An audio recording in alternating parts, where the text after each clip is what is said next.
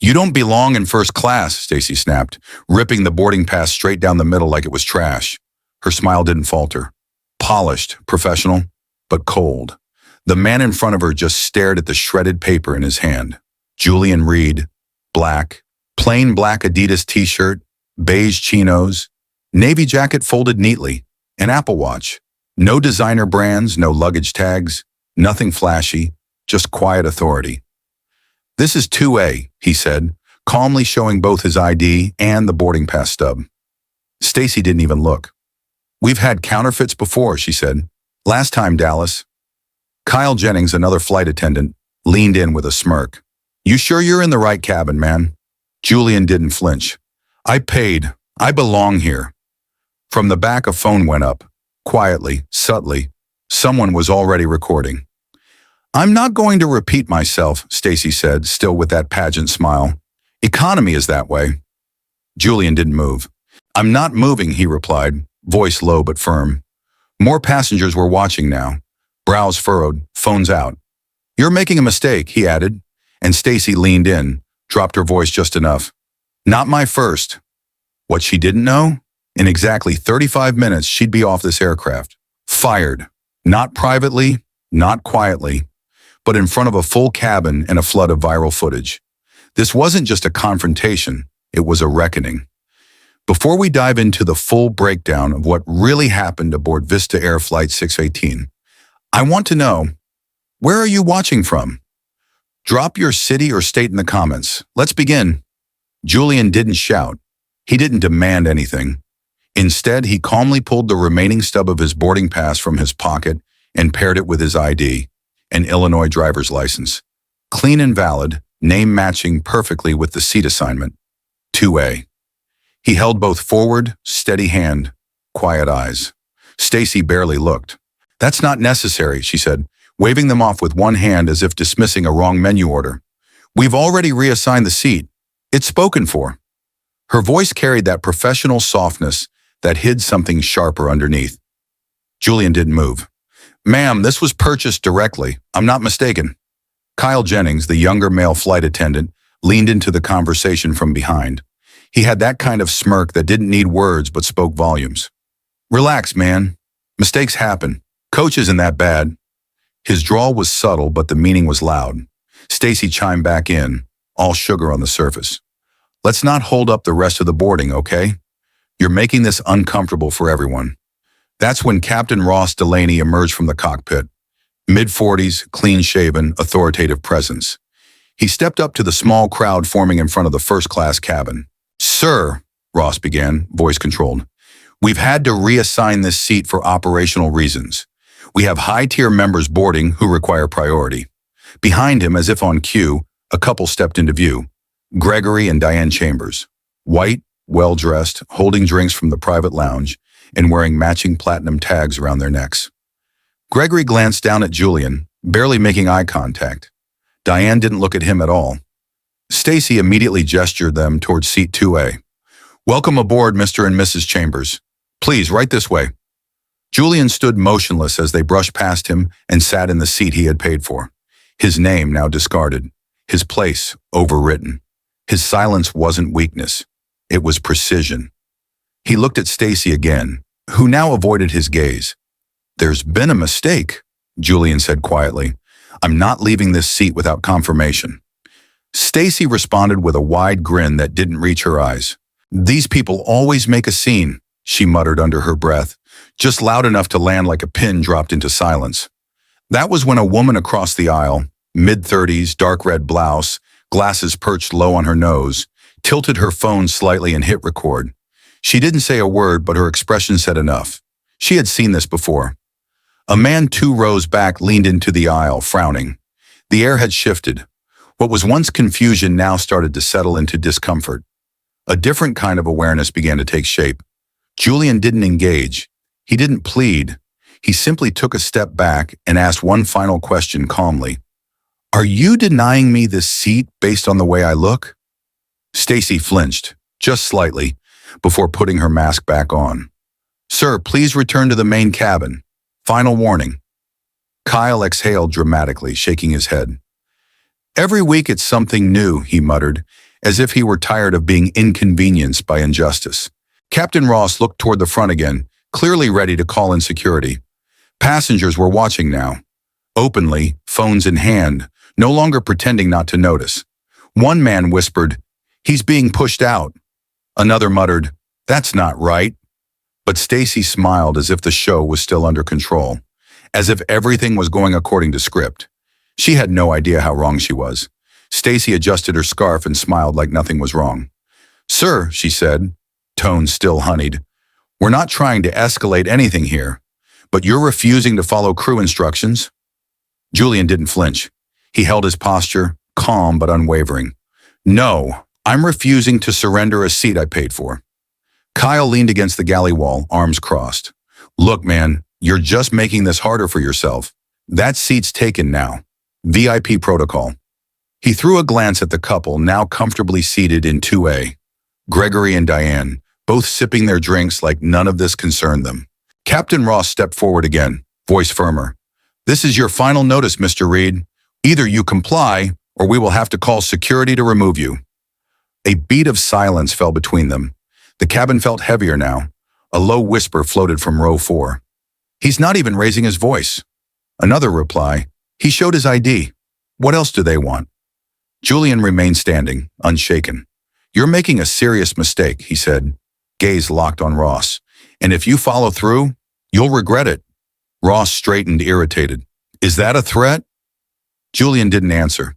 He simply turned toward Stacy, who was now tapping rapidly on her airline-issued iPad. A second later, she muttered under her breath, "There. No record of Reed ever being in seat 2A. Kyle chuckled. Problem solved.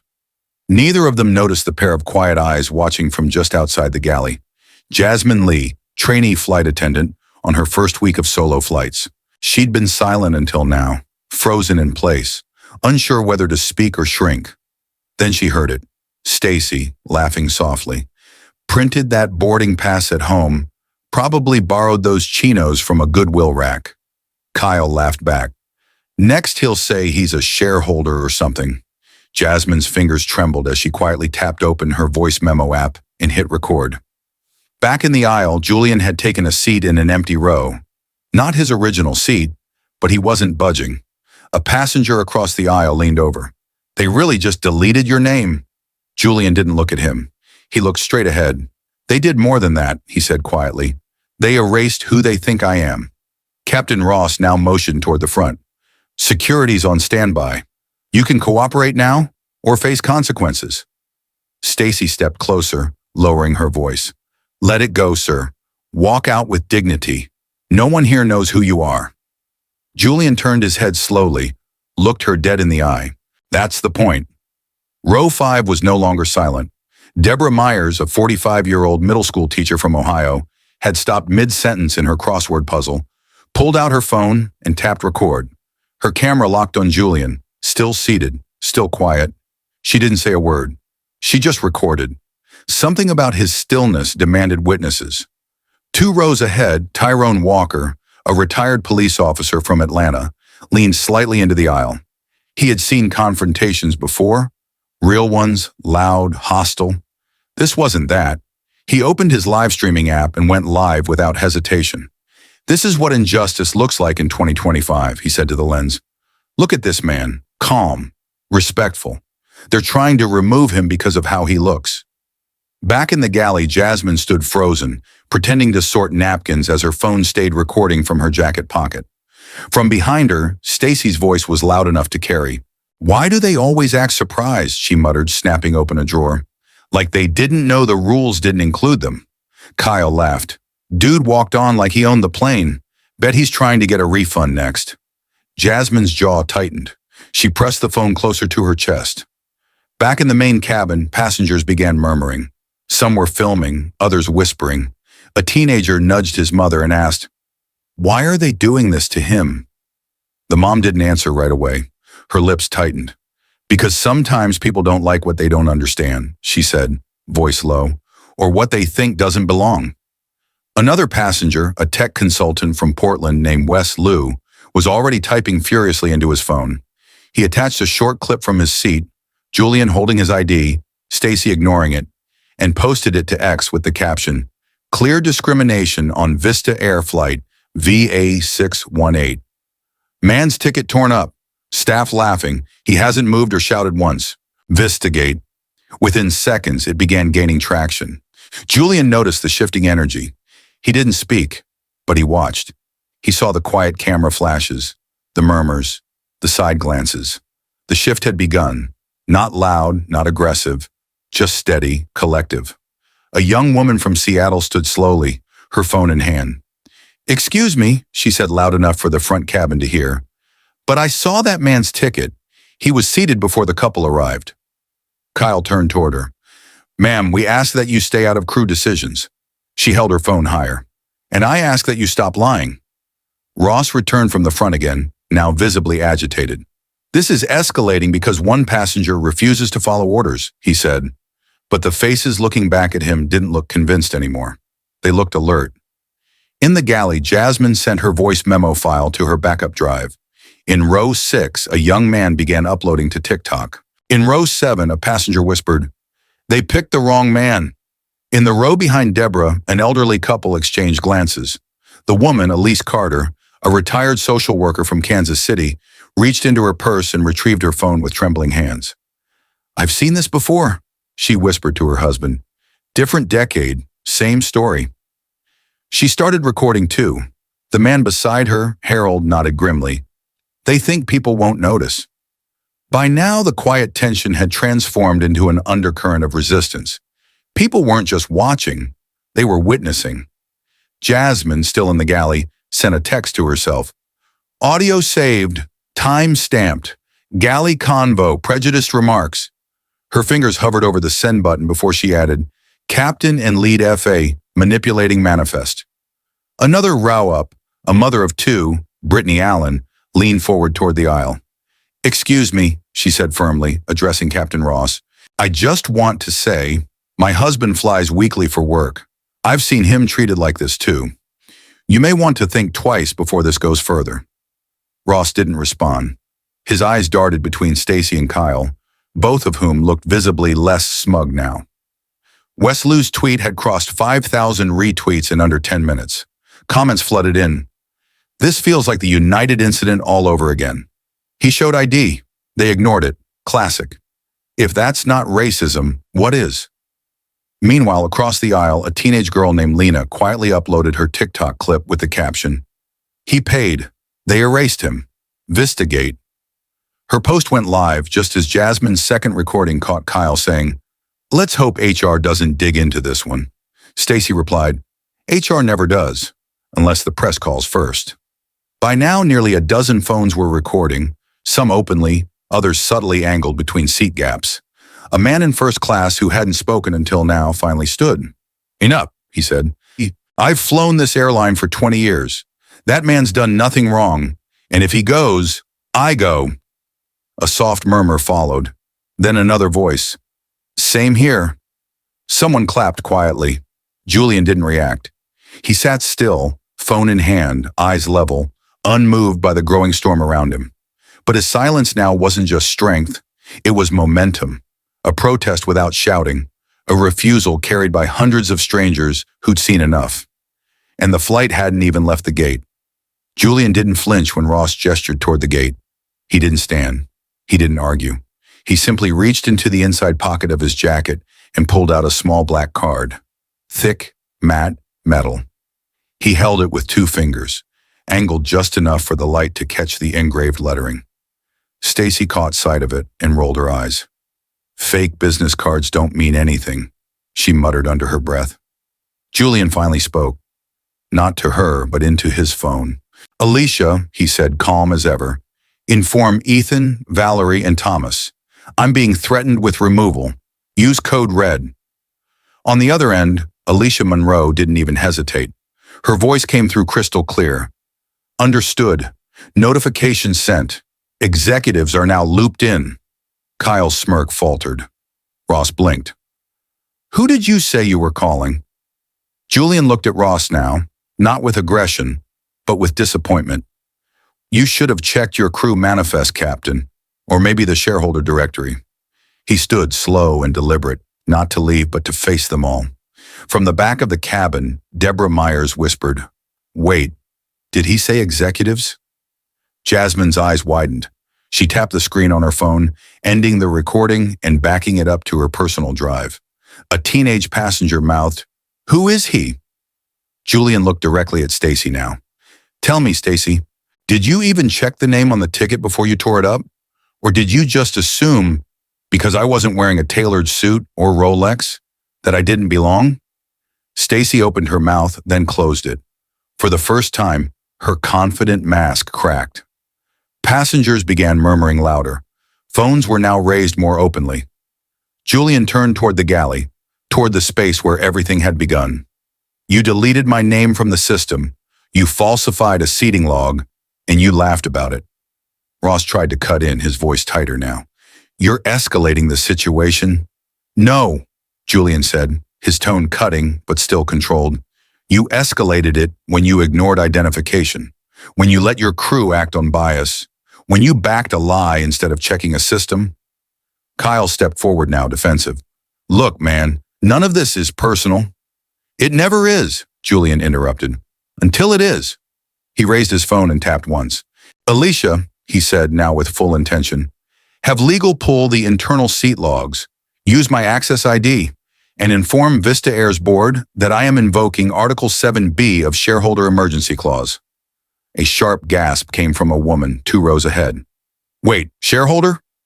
Julian nodded once, then locked eyes with Stacy. 15%, top 3 stakeholders, long enough to see how deep the rot has gone. Kyle stumbled back half a step. Ross swallowed hard. Stacy looked like she'd been punched in the chest. Emma, a frequent flyer in row 4, stood up, phone still rolling. "Oh my God," she said. "I've flown this airline for years. I've never seen anything like this. He told you. He paid, he proved it.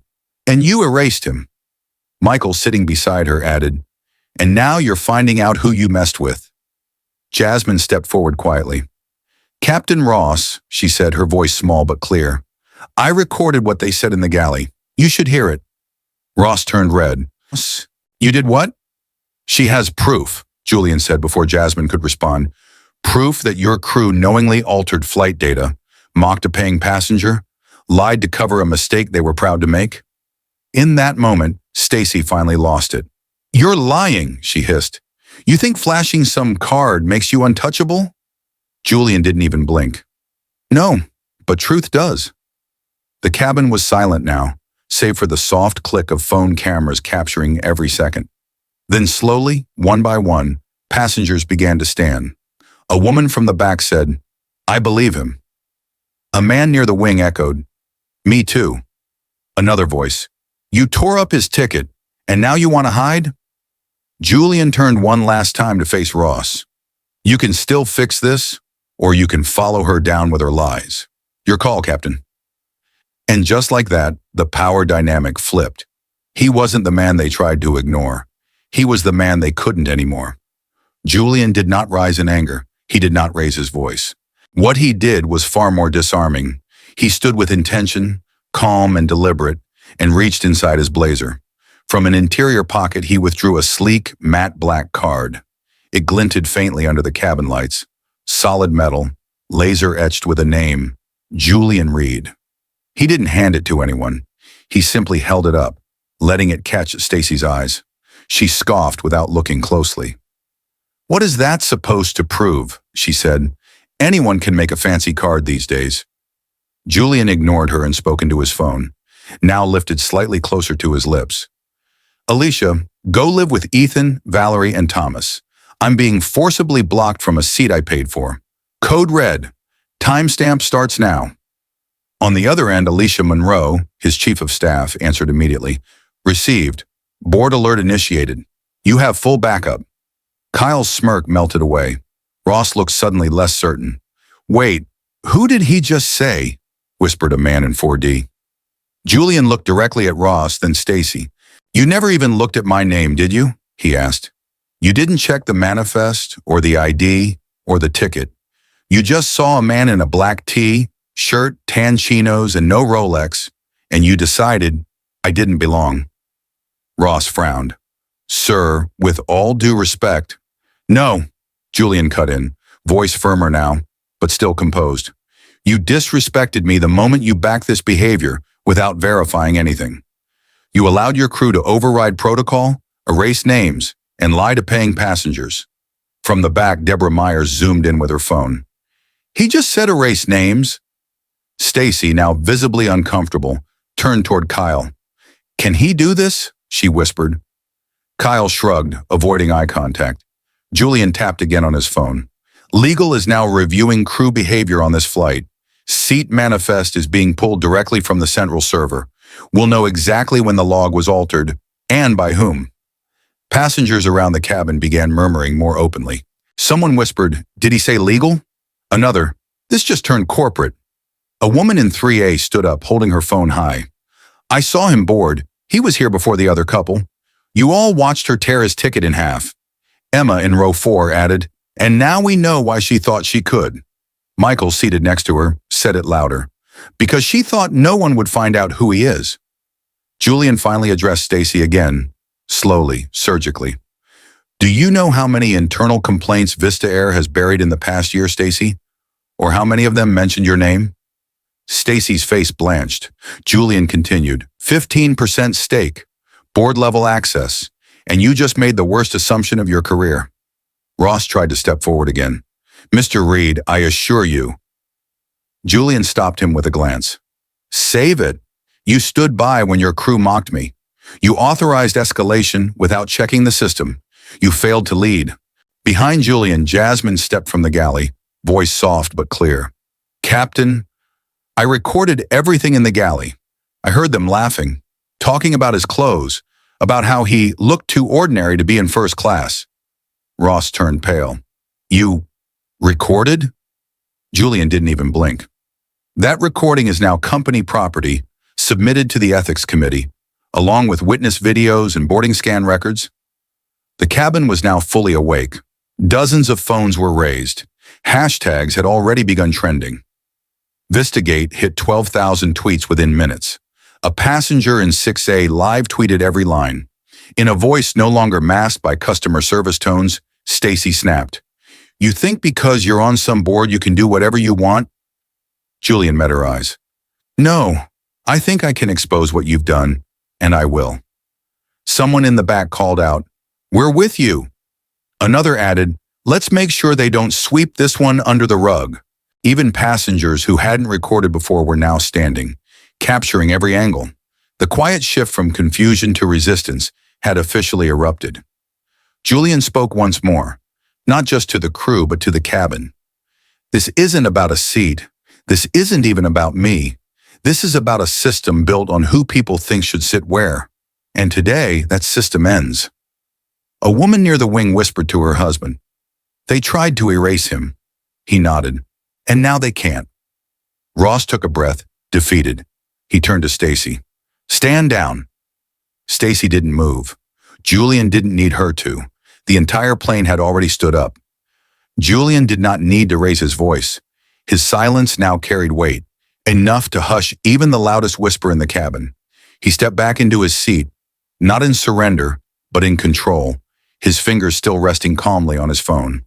From his earpiece, Alicia's voice came through again, low and precise. "Legal has started the retrieval. Central IT confirms deletion logs from this aircraft within the last 15 minutes. We're seeing 2 entries linked to tablet ID 2487, Stacy's device." Julian nodded slightly. The pieces were aligning exactly as he expected. "Good," he replied, barely audible. "Keep feeding it to ethics and comms. I want visibility on every channel by the hour."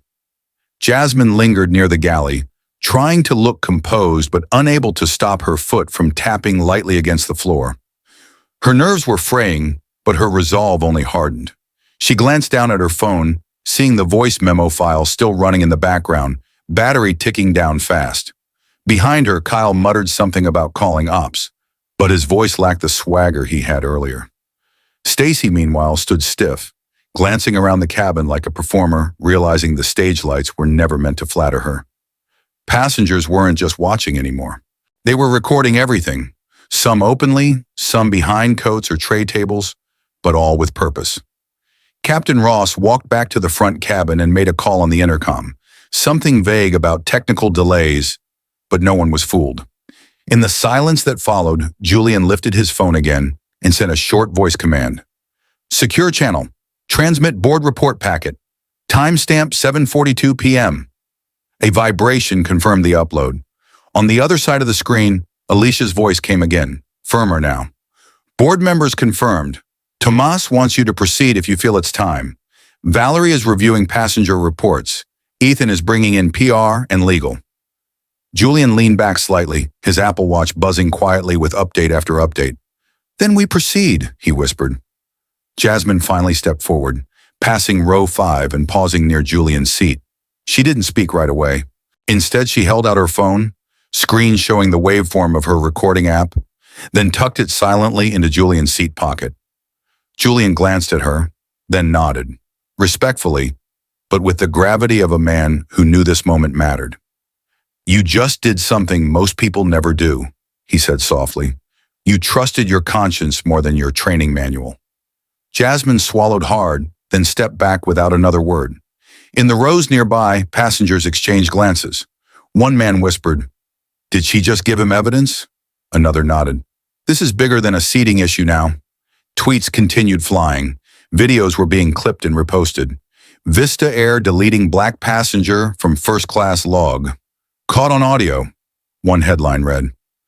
Young flight attendant risked career to speak truth, another said.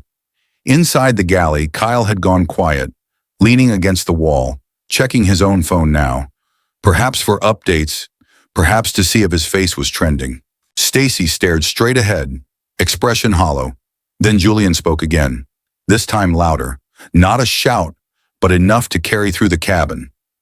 Just so everyone here understands, he said, standing halfway from his seat. This is not the first time this has happened. It's the first time someone recorded it. It's the first time someone inside the crew chose to speak instead of stay silent. The air thickened with attention. Jasmine froze mid-step. Ross turned toward him from the cockpit entrance, face unreadable. This is how change starts, Julian added. Not with yelling, not with lawsuits, with truth, with someone finally pressing record. The cabin fell quiet again, but it wasn't fear. It was reflection. You could feel it in the way people sat straighter, in the way hands stopped fidgeting. The atmosphere had shifted from confrontation to awakening. Even those who hadn't spoken, who hadn't recorded, were now fully engaged. This wasn't about whose side they were on anymore. It was about what they were willing to accept. By the time the aircraft's internal clock hit 7:47 p.m., the weight of Julian's identity had fully settled across the cabin and across the corporate halls of VistaAir headquarters. Inside a secure board communication channel, Alicia confirmed, "We've pulled Stacy's device logs, screen recordings, and deletion timestamps. It matches Julian's timeline to the second. Ethics is looped. Legal has already marked this as a priority case." As she spoke, automated flags triggered internal alerts at 3 VistaAir divisions: customer rights compliance, cabin crew oversight, and risk management. In less than 5 minutes, Thomas Alvarez, head of legal and fellow board member, had called for an immediate hold on all internal crew operations related to flight VA618. The system that once worked so hard to bury complaints had now turned on itself, exposing every crevice of procedural failure that had led to this moment. Alicia's voice returned to Julian's earpiece. VistaAir's general counsel is standing by. If escalation continues, you're cleared to invoke Executive Oversight Clause 3B. Ethan says the story's already on 3 media desks. Valerie's pushing passenger witness reports directly to PR. Julian remained seated, composed but focused. From his position in seat 2A, he could feel the tension rippling through the cabin. Not chaos, but collective pressure, like a storm cloud ready to burst. Captain Ross had disappeared into the cockpit, no longer making eye contact. Stacy sat with her hands clasped too tightly in her lap, knuckles white. Kyle was nowhere to be seen. Then came the crack in the silence. A woman from row 6 stood abruptly and turned to face the aisle. "I just want to say, I watched the entire thing." That man showed his ticket. He showed ID. He was calm, respectful. "You," she looked toward where Stacy sat, ripped up his boarding pass like it was junk mail. Others nodded. A man in row 7 added, "And you let someone else take his seat while pretending he didn't exist." From the back of the cabin, another voice chimed in. "That's not just disrespect, that's erasure." Jasmine returned to the aisle, more confident now.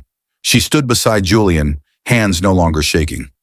"Captain," she called toward the front, "I've submitted the audio file. I've also filed an internal ethics report. If they try to delete it, I've already backed it up." Julian looked up at her and said nothing, only nodded once with quiet affirmation. Her courage had shifted the course, and it wasn't just her anymore. Passengers began rising, one by one, some with phones in hand, others simply standing in silent solidarity. One mother holding her toddler said softly, "We're not going anywhere until this is addressed properly." A teenager standing beside his grandfather added, "This isn't the America we're supposed to be." The mood in the cabin transformed from quiet resistance into active momentum, a protest without signs, a courtroom without walls. In the cockpit, Ross's voice crackled over the intercom again. "Ladies and gentlemen, we appreciate your patience as we continue to work through a delay." But this time, no one believed it. The delay wasn't about weather. It wasn't about maintenance. It was about truth and the cost of ignoring it. Stacy turned to Julian, trying to salvage something from the ruin. "Listen," she said, voice strained. "Maybe we misread the situation. We've had forged tickets before. We've had passengers who—" Julian cut her off, not angrily, but with finality. "You didn't misread anything. You saw me, you judged me, and then you erased me." He looked around the cabin, gesturing gently to the standing crowd. "And you did it in front of 100 witnesses who will not forget." From the other end of the line, Alicia spoke once more. "Board has approved the first round of disciplinary suspensions. You're authorized to inform crew immediately if needed." Julian stood now, slow but certain, not to threaten, but to confirm what was already inevitable. "Effective immediately," he said, looking directly at Stacy. "You are suspended pending investigation and board review. Your conduct has violated internal policy, civil regulation, and the ethical code you swore to uphold when you pinned on those wings." Gasps echoed throughout the cabin. Stacy looked stunned, mouth open, eyes wide. No one moved to stop him. No one challenged his authority. In that moment, Julian wasn't just a wrong passenger or a quiet businessman. He was a reckoning. And this time, the system had no choice but to listen. Less than 10 minutes after Julian's declaration, the cabin of Flight VA618 was no longer just a space of conflict. It had become a case study in accountability. The hashtag VistaGate surged to the top 5 trends on X within 30 minutes, accompanied by real-time reposts on TikTok, Instagram Reels, and Facebook. Deborah Meyer's original footage, paired with Michael's overhead angle and Lena's front row capture, created a 3-point narrative that was impossible to deny. The comments flooded in. "He paid for that seat. They deleted his name. The calmest man on the plane was the one they tried to erase. We're done pretending this isn't happening." The internet had seen enough, and the pressure was mounting, not just in the cabin, but far beyond it. Inside VistaAir's corporate command center in Atlanta, the media relations office was flooded with press requests. Senior VP Valerie Chang held a private call with the CEO and CFO, urging immediate acknowledgement. "If we stay silent tonight," she warned, "we'll wake up to lawsuits, shareholder revolts, and a PR disaster we cannot afford." Meanwhile, compliance officers began combing through flight logs from the past 6 months, especially from hubs like Dallas, Phoenix, and Newark, airports already flagged in prior internal memos. Julian's case had not just opened a wound, it had exposed a rot. Back on the plane, the mood remained tense but eerily united. The passengers, though delayed, didn't complain. In fact, they protected the silence as if not to interrupt something sacred unfolding. Jasmine, still standing near Julian's seat, received a message on her smartwatch. It was from the ethics officer. "We received your audio. You did the right thing. You may be called in to speak with the board." Her hands shook slightly, but this time from relief, not fear. Julian looked over and gave her a subtle nod. She didn't need validation, but it still meant everything. 2 rows behind, Emma leaned toward Michael. My video just hit 500,000. He checked his own feed and blinked. Mine's at 700,000. NBC just messaged me. Emma exhaled. This story's already national. Around them, phones buzzed. A whisper traveled down the aisle. CNN's calling it racial profiling in real time. Another. They're going to investigate the whole airline. Meanwhile, inside the VistaAir internal network, a review committee had already flagged Stacy and Kyle's personnel files. A string of prior complaints previously marked as resolved internally were pulled back into review. Notes referenced inconsistent behavior toward economy passengers and appearance-based service discrepancies. A third file belonging to Captain Ross contained an alarming footnote. Overrode policy on behalf of VIP seating requests. 3 separate incidents. Tomas Alvarez didn't hesitate. Audit all logs. I want every flight with a seating reassignment involving minority passengers reviewed in the next 48 hours. Julian didn't speak again for a while. He simply sat, watching the sky darken beyond the window. He wasn't smiling, wasn't gloating. He looked like a man who'd carried this fight for years, and finally saw others willing to help him shoulder it. It was no longer about him. The passengers had made it about everyone. And that shift, that collective awakening, was louder than any speech he could give. Alicia's voice returned through his earpiece. Public statement is being finalized. PR wants to lead with the footage, not spin. Board agrees. Julian nodded, then replied calmly, let the truth speak for itself. A moment passed. Also, Alicia added, Jasmine's name is already being floated for promotion to Internal Ethics Advisory. Ethan says she's the kind of voice we need up front, not hidden in the galley. Julian looked toward Jasmine once more, now quietly talking to a group of elderly passengers who were thanking her. She looked overwhelmed, but grounded. He said nothing, but noted her name with respect. The plane remained grounded, but no one asked when they'd take off, because everyone on board already knew. They were going somewhere else entirely. Not a destination marked by coordinates, but by change, by clarity, by a reckoning that had been a long time coming. Julian stood from his seat with the quiet composure of a man who had waited years. Not minutes were for this moment. The cabin hushed almost instinctively. The hum of the engines, the low beeps of phones, even the occasional cough all seemed to vanish into stillness.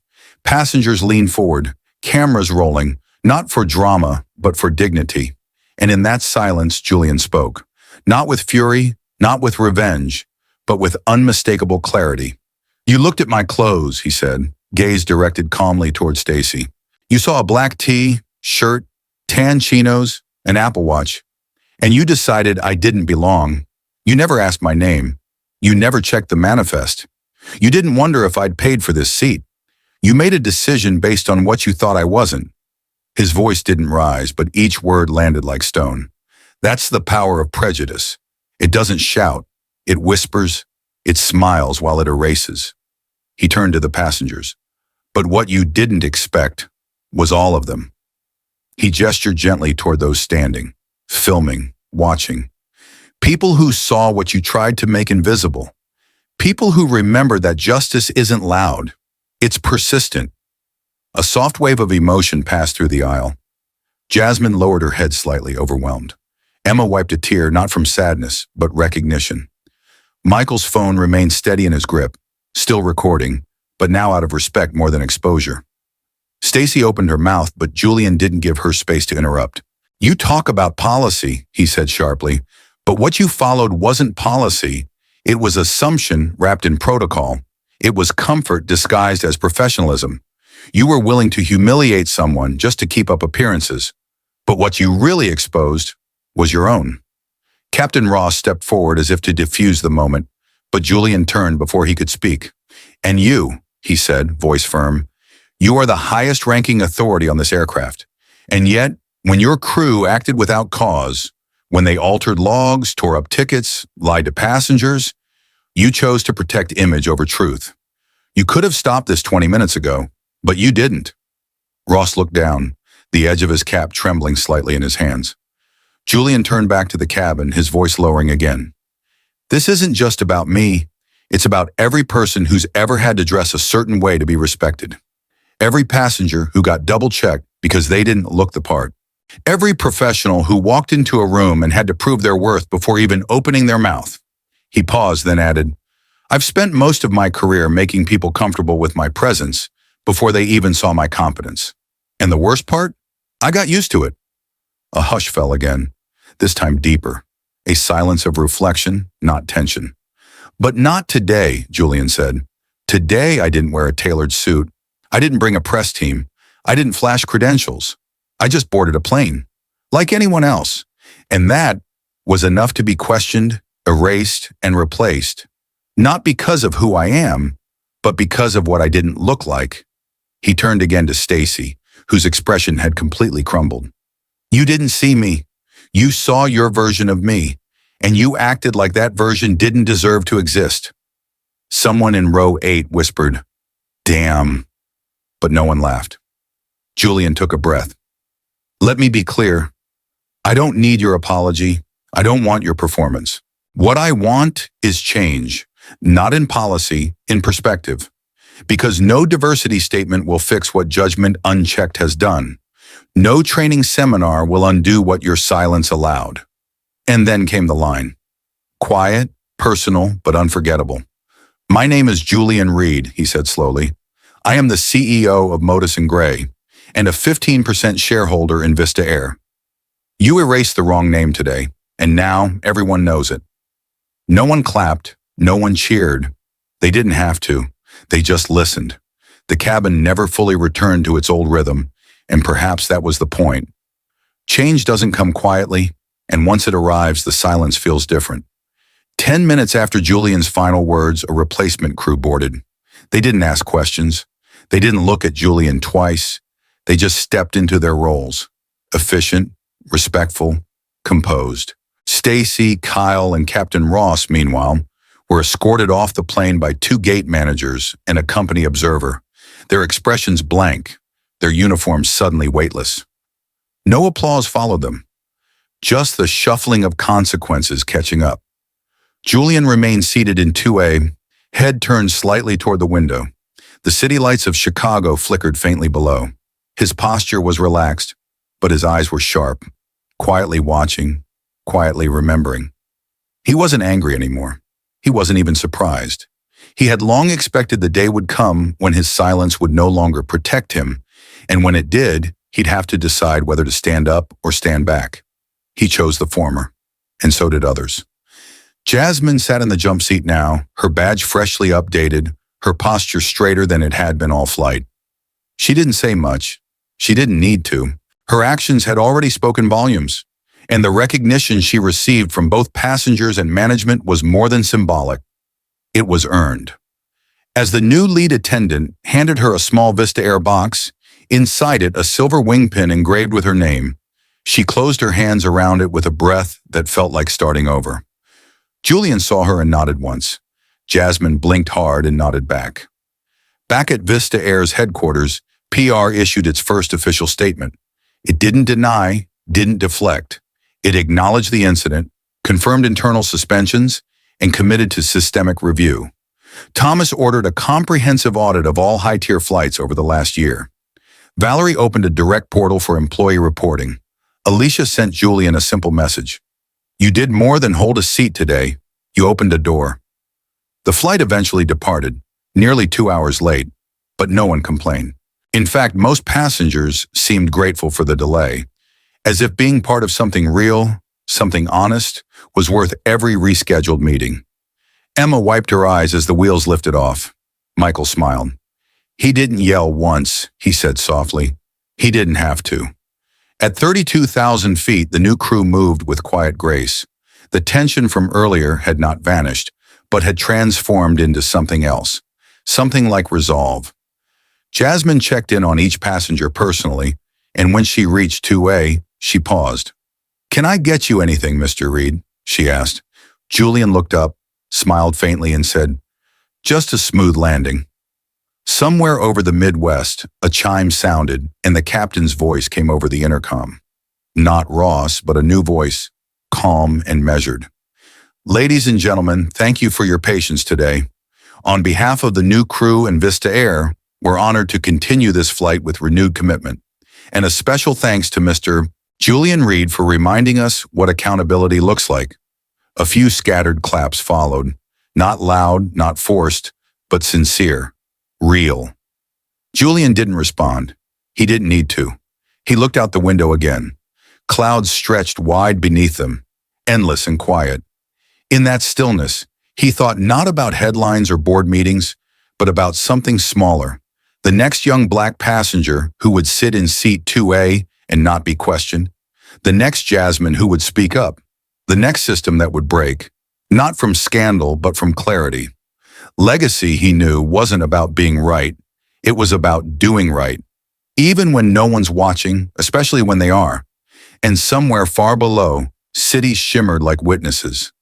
And if this story moved you, even just a little, hit that follow button, share it with someone who needs to hear it, and drop a comment below.